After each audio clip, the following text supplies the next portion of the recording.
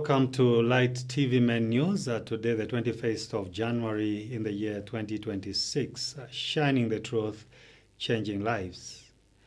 Let's look at the headlines. UCZ ordered to pay 10.7 million kwacha tax to ZRA. Chainda residents respond positively to cholera vaccinations campaign. Examination Council of Zambia introduces facial recognition. Elderly man's silent struggle sparks a cry for help in Chainda. Copper Queens gear up for WAFCON 2026. With the news in detail, my name is Martin Lutuna. The Economic and Financial Crimes Court has ordered United Chemicals Zambia Limited to pay the Zambia Revenue Authority over 10.7 million kwacha for tax evasion. Between 1st July 2022 and 31st March 2023, the company allegedly submitted false declarations in Ndola, claiming that containers of cooking oil were exported to the Democratic Republic of Congo while misrepresenting shipments of motor vehicles. Investigations reviewed falsified returns and statements, including zero-rate sales totaling over 19.1 million kwacha, resulting in a loss of value-added tax of more than 10.7 million kwacha. During a plea hearing on 19th January 2026, before Honorable Tamara Kakusa, the company pleaded guilty to 8 counts of furnishing false returns and statements. The court fined the company 40,000 kwacha payable within 14 days and ordered repayment of evaded value-added tax of 10.7 million kwacha as well as 400,000 kwacha to cover prosecution costs. ZRA urges all taxpayers to comply with tax laws and encourages the public to report tax malpractices to strengthen revenue collection and ensure fair competition. Archbishop Ignatius Chama has expressed deep sorrow over the death of wife of Paramount Chief Chitimukulu Mwinelubemba. The passing occurred yesterday in a road traffic accident in Mungwi District, Northern Province. The Archbishop extended condolences to the Paramount Chief, the royal family, and the Bemba people, praying for strength, comfort, and solace during this period of grief. He described the loss as a profound one, not only for the family but also for the community, highlighting the important role spouses play in supporting families and contributing to social stability. Meanwhile, UPND Deputy Secretary General Gertrude Imenda also expressed condolences, mourning alongside the Paramount Chief and the Bemba people. More in this report. Mweva mugina nemuri Kristu muno Archdiocese wa Kasama. Tuyibimbe pamo ukulosha Benedict Mwamba abali abasano baba Chitimukulu. Kabiri natutume n'amashuri ya Chiribishi ifo bonse muno Archdiocese wa Kasama. Kuli Mwinelubemba n'olukwalo wakwe n'olubemba lonse bakulufya bamayi wesu abone sasendele kutina mu busanzu bwa ile somwine waishibe nshita akatufika mu cyalo ele kabiri ile somwine waishiba ifyo aba nokutulambula ngatufumya mu cyalo esubiro twakwata ukuthi mfu atempela yabo kwesu echo natumulombe ukuthi yakoshe Mwinelubemba n'olubemba lonse baloshe bwino amayo ba Benedict Mwamba. The Ministry of Health has begun rolling out cholera vaccinations in the high-risk areas of Lusaka following the outbreak that was declared in August 2025. The vaccination program is targeting Tendere, Charleston, Kalingalinga, Chipata Compound, Kanyama, and Chainda. Light TV news crew visited Chainda to assess the response to the vaccination exercise, where uptake was reported to be positive. Ward Councillor Patrick Nsama Mpunda said the community has entered week 2 of a cleanup campaign aimed at improving sanitation and preventing the spread of cholera. Nurse Beatrice Nachalwe urged residents to take the vaccine to protect themselves and their families from the disease. Meanwhile, resident Faustina Muti appealed for a reduction in garbage collection fees to enable more households to maintain cleanliness and stay safe from cholera. More in this report. Cholera is a dangerous waterborne disease that spreads through contaminated water and food. It can cause severe diarrhea, dehydration, and if not treated quickly, can be fatal, especially among children, the elderly, and people with weak immunity. Following the cholera outbreak declared in August 2025, the Ministry of Health has begun rolling out cholera vaccinations in high-risk areas of Lusaka, including Mutendere, Charleston, Kalingalinga, Chipata Compound, Kanyama, and Chainda. Light TV News crew visited Chainda to understand how community is responding to the vaccination exercise. Meanwhile, resident Faustina Muti has appealed for affordable garbage collection services, saying keeping the community clean is key to protecting lives and stopping cholera. Nionga zikomo ma volunteer wapa kliniki pamene mwatileterako mankwala ya chingiriza cholera but chamene pempako chikulu kwenze tractor ya vakanso yenzo tenga mabini loko ulina 10 kwacha una 5 kwacha una 15 kwacha enzo nyamula manje awa amena bwera manje abafuna ama 80 kwacha 90 kwacha kuli benango sibakwanilisira benango bakwanilisira. That's why muona ti cholera mu community yatu yavuta mulandu wakuti benango bapeze kati balibe 90 kwacha amene.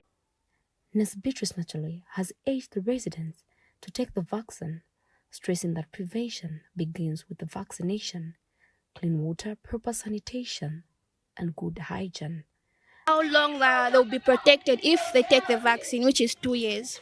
So we give 3 doses. This first week we'll be giving the first dose. The next week we'll be giving the second one. And then on the 28th we'll start giving the third dose.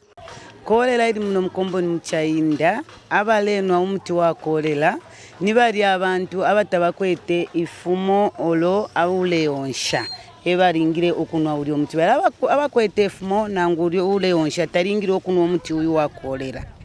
Ward Councillor Patrick Nsamampundu says the area has entered week 2 of community cleanup campaign aimed at improving sanitation and reducing the risk of infections. Well, I think, of course, we've had a very, very strong response, both from the public sector, the private sector, as well as the community. Chainda is a community with 41,000 residents in a very small geographical area. So that means that whenever we have flash floods, diarrheal diseases like cholera are common. But then I think so far, as of yesterday, we vaccinated about 3,000 people. Today, I think over 1,000 have already been done. Our target is to vaccinate about 37,000. The reason why areas like Kanyama are no longer having cholera outbreaks is because they have been vaccinated. But then in addition to vaccines, this road that we are on, Clinic Road, is being worked on. We're doing a 1 kilometer earth drainage just to ensure that we minimize the effect of flash flooding. Health workers continue to remind the residents that cholera thrives in dirty environments where unsafe water, poor waste disposal, and unclean surroundings put lives at risk. Apa momeni ngaichitire prevent kufunika kusunga pamene unkala pankala paoneka clean so manzi kufunika wa boilinga ngati su boilinga wafakama tukororini kuti uchite protect bana baja cholera pa nyumba pako. As the fight against cholera continues, health authorities remind the public that prevention is everyone's responsibility. Munkwala wamene tipasa ni munkwala wamene utandiza kuchingiriza cholera mumnezi wakambira vanzanga so poyamba tisamba kumanja mwatachitira na chlorine ya na chani na sanitizer yatu then munkwala watu endera mkula box meaning isuyenda chabe mumanja. That means vaja vofunsa kuti stinga pase vaja vantu vevana chibduru stipasa cause mwamene ti usungira aliyense sanga utengi. Because clean communities save lives. Reporting for Light TV News, I'm Walusungu Nalwenga in Lusaka. The government of Zambia, in partnership with the International Zinc Association and Pharmanova Zambia Limited, has launched a school-based program to improve child health. Through the Ministries of Health and Education, 50,000 Kitia Moyo anti-diarrhea treatment packs will be distributed to selected schools in Lusaka and Chongwe districts under the School Health Program. Receiving the donations on behalf of Health Minister Elijah Muchima, Ministry of Health Permanent Secretary for Administration Mrs. Joma T. Simui said diarrhea diseases remain a major public health concern, especially in cholera-prone communities. She noted that school-based health interventions help protect children, supporting learning and save lives. Kit ya Moyo contains oral rehydration salts and a 10-day supply of zinc tablets, a globally recommended treatment for diarrhea disease. More in this report. For the education sector, this initiative speaks directly to a simple but powerful truth. Children cannot learn effectively when they are not well. So as Minister of Education, we believe that children can only learn if they are healthy. Poor health contributes to absenteeism, reduced concentration, and long-term learning gaps. That is why the Minister of Education remains fully committed to the School Health Program as a core pillar for promoting learner well-being and improving education outcomes. And the schools in this case offer a unique advantage. Schools are trusted spaces present in every community and staffed by teachers who interact with learners on a daily basis. Through the School Health Program, teachers are empowered not only to educate but also to identify health challenges early.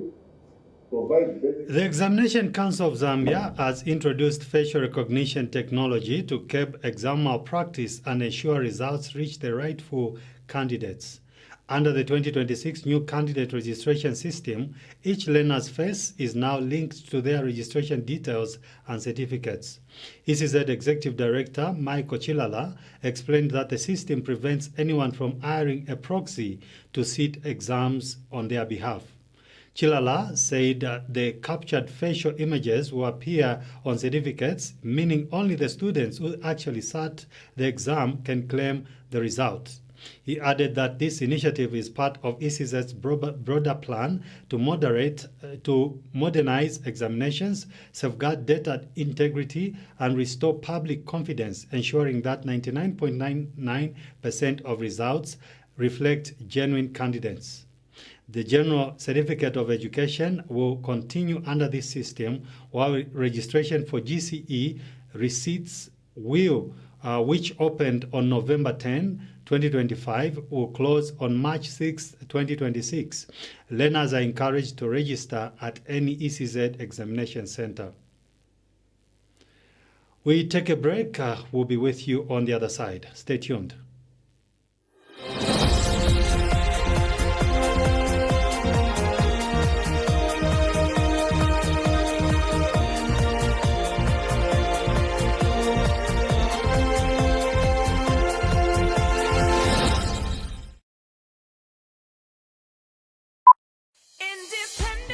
Did you know that you've got the right to complain against any radio or television broadcast? Did you also know that every radio or television station has an obligation to respond and address your complaints when aggrieved? The first step is to complain to the station not more than 3 months after the broadcast took place. It is expected that the station will respond reasonably to you, that is within 14 days. If not satisfied, then escalate your problem to the Independent Broadcasting Authority. We're at Mass Media Complex, Ali King Carter Road, PO Box 32475, Lusaka, or call us on +260 211 250589 or visit our website at www.iba.org.zm. IBA, promoting ethical and professional broadcasting.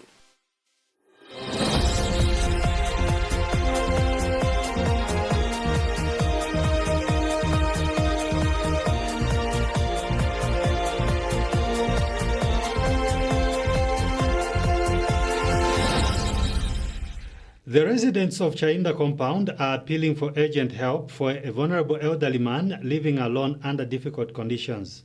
Mr. Samson Lungu, born in 1959 and now aged 67, survives by making and selling traditional brooms despite failing health and limited income.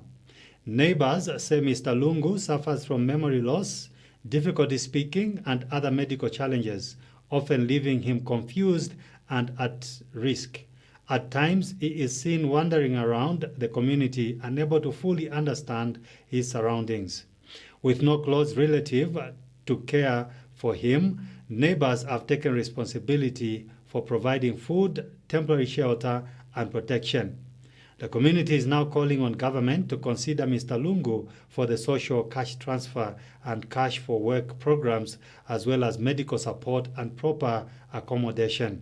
They are also appealing to churches, organizations, well-wishers to help restore dignity and save the life of a man facing old age alone. More in this report. Nanga Sam Lungu. In Chainda compound, an elderly man is quietly struggling to survive. Mr. Samson Lungu, aged 67, lives alone with no close family and depends on making traditional brooms to survive, a task made difficult by declining health. Okay. Zinanga dine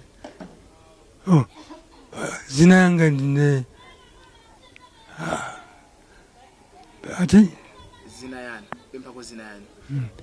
Zinanga dine Sam Lungu. Sam Lungu. Pempa ko na maezi yan. Maezi. Na 59. 59. Yeah. Nigala neka. Bafamili bana bali wantu kulibe. Bangala kuti. Abangala kutali.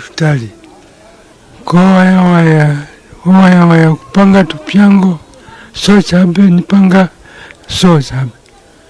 So mkwanisa mkapanga tupyango kukula kupakutia. Nima kwanisa sometimes zavuta so chabe nikungala. Nikesi. Niyovuta kulipira.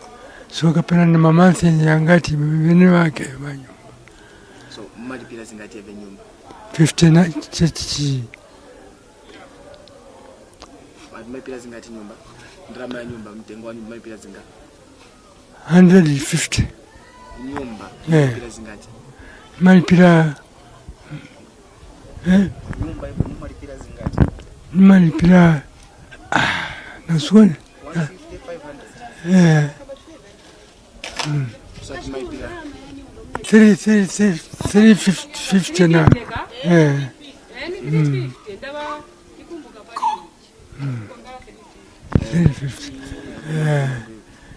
Maga BP ndiye nivuta. Yes.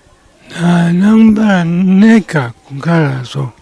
Kulipewa ntama bako nankoni wa family kubokuchiki nankoni kwa. Kulibe. So chabe na maneighbors. Nindalama yosokera nyumba yakudia ndiye pembako. Nasiba gona magonedo ya bwino na evero bakula basuba kwanisa kulipira nyumba ya rent bamashitomanga tupyango kupitsamu kuti wapeze ko ndrama yogula kuti don't worry. Okay, zina langa ndine na Mangolo Aliseri. So tunaona the following day tunaona bankhala che mnyumba sibachoka. Road safety concerns are mounting in Ngombe compound, where residents and road users say a dangerous blind spot has led to frequent accidents. In the absence of traffic lights, signs or road reconstruction, a group of male youths have stepped in to control traffic, helping motorists navigate the risky section of the road. The youths say while their efforts have helped reduce accidents, the situation remains unsafe and unsustainable. They are appealing to authorities to urgently reconstruct the blind spot and install proper road safety measures. At times, the youths are calling for empowerment support, saying they are willing to contribute positively to the road safety if given the necessary training and resources. More in this report. Road safety is not just about rules and signs. It is about protecting lives. In Ngombe compound, residents and road users are raising concern over a dangerous blind spot that has become a frequent scene of accidents. Poor visibility at the section of the road puts drivers, pedestrians and cyclists at a constant risk. Every day tuwapunkiwa even each bima afaka hapa shandizira maningi almost 3 to 4 times yenzopitilira mamoto kaengera mu nyumba ili hapa. In an effort to prevent loss of life, a group of young men has taken it upon themselves to direct traffic, guiding vehicles through the blind spot where no proper safety measures exist. While other actions have helped reduce accidents, residents say this is not a long-term solution. Mubaganizirepo talema kubasira makoini na rodi akakakona aka mukapangeko because one day asembesia magazi wamene muona sembetima kisingana mamoto ka. They are appealing to the relevant authorities to urgently reconstruct the road, improve visibility and install proper traffic control measures.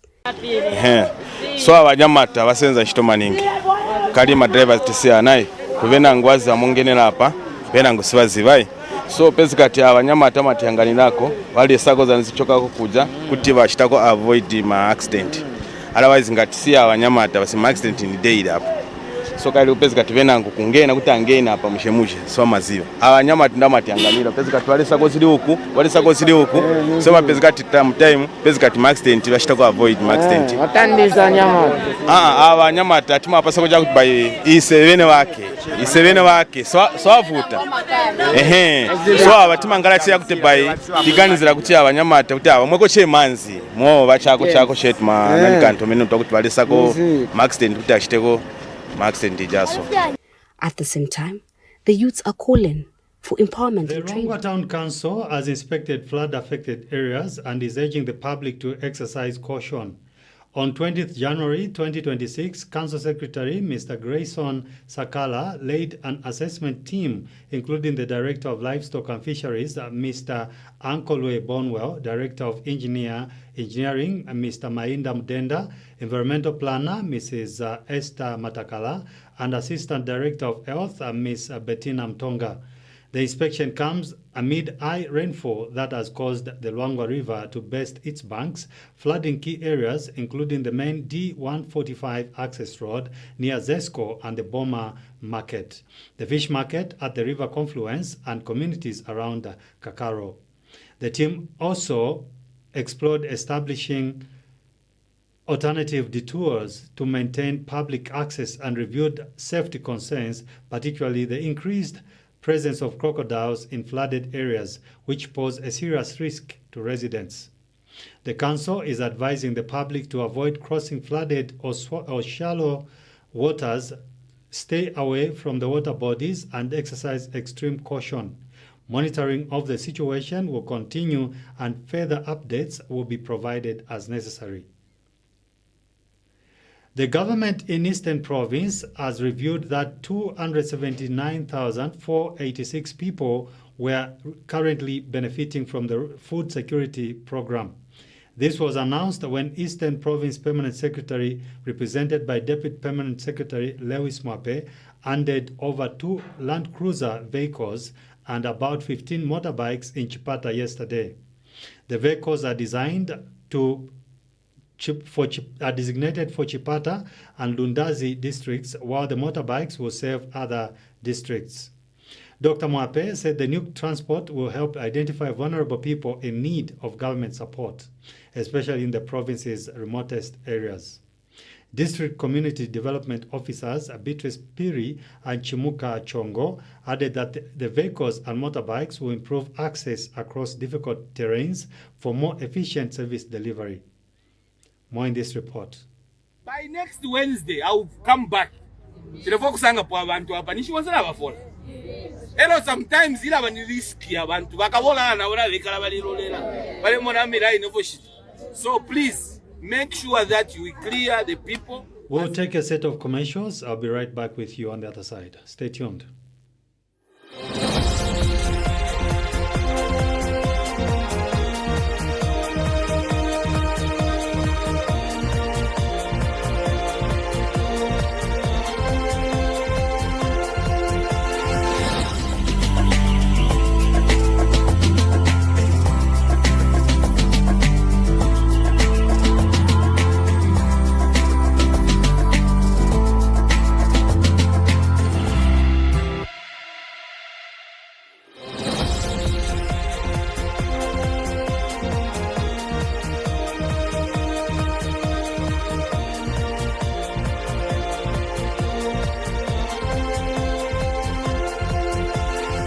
so much for staying with us. We continue with the news. In sports, the Zambia women's national team, the Copper Queens, have begun preparations ahead of the 2026 Women's Africa Cup of Nations in Morocco, starting March 17th. Coach Nora Auto has summoned 38 players, including foreign-based stars whose leagues are currently on recess, for a 2-week local training camp. Zambia has been drawn in Group C alongside defending champions Nigeria, Malawi, and Egypt. Coach Auto says the tournament is a mission for the Copper Queens to go from copper to gold as they aim to make a strong impression at WAFCON. More in this report. In other news, Japan has restarted a reactor at the Kashiwazaki Kariwa nuclear power plant, marking the first time the world's largest nuclear facility has resumed operations since the 2011 Fukushima disaster. Reactor number 6 was brought back online on 21st January 2026 in Niigata Prefecture by Tokyo Electric Power Company. The plant has a total capacity of 8.2 gigawatts and had been offline since the tsunami-triggered accident that devastated Fukushima Daiichi. The 1.36 GV reactor is expected to begin commercial operations by the end of February, boosting energy supply, and particularly around the Tokyo metropolitan area. The restart marks a major shift in Japan's energy strategy, reducing reliance on imported fossil fuels and strengthening energy security. 15 of 33 operable reactors have been restarted since the post-Fukushima shutdowns. Concerns remain over safety as the plant sits in a seismic zone and past nuclear incidents have affected public trust. We monitored more in this report.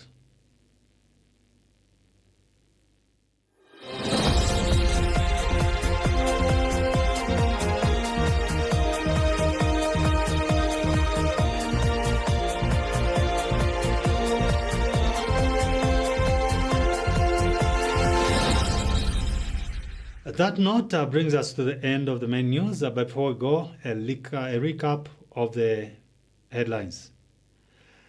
UCZ ordered to pay 10.7 million kwacha tax to ZRA. Chainda residents respond positively to cholera vaccinations campaign. Examination Council of Zambia introduces facial recognition. Elderly man silent struggle sparks cry for help in Chainda. Copper Queens gear up for WAFCON 2026. Thank you so much for watching. Stay tuned to Light Television. Have a good day. God bless you. Bye-bye.